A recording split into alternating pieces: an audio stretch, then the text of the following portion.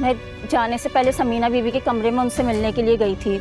उन्होंने स्टोर से कोई पुराना सूटकेस निकाला हुआ था। उन्होंने मुझसे बात करने के बाद एक लिफाफा दिया और कहा कि ये कुत्सिया बीवी को दे देना। मैं जब बेगम साहबा के कमरे में गई तो वो लॉक था और मेरे शौहर मुझे ले जाने के लिए आ चुके थे। फिर मैंने जल्दी में वो उमैमा बीवी के कमरे के साइड टेबल पर रख दिया और मैं चली गई।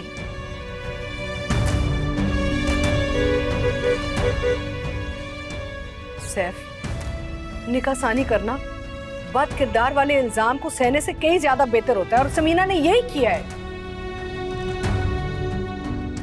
तुम सच नहीं जानते हो सैफ, इसी बेहतर होगा तुम अपनी राय मत दो। सच जान गए ना तो अपने पैरों पे खड़े नहीं रह सकोगे।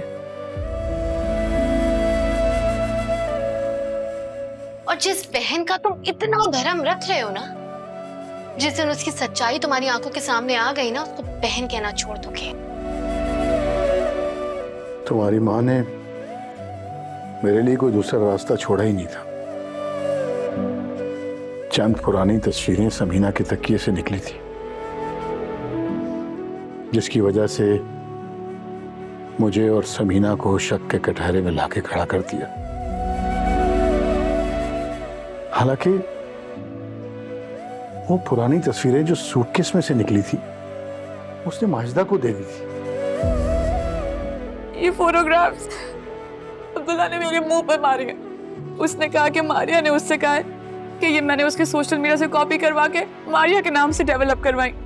और जब मैं इस बात पे कामयाब ना हो सकी कि तुम्हारी और उसकी मंगनी तुड़वा दूं, तो मैंने अब्बा की पुरानी तस्वीरें कॉपी की, डेवलप करवाई और चची जान पे इल्जाम लगाया।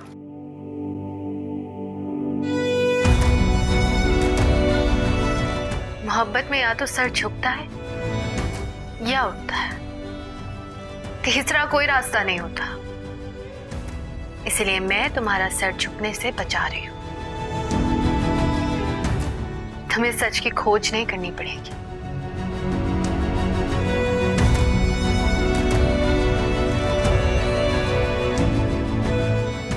तुम्हारी बहन सच्ची और मैं झूठी।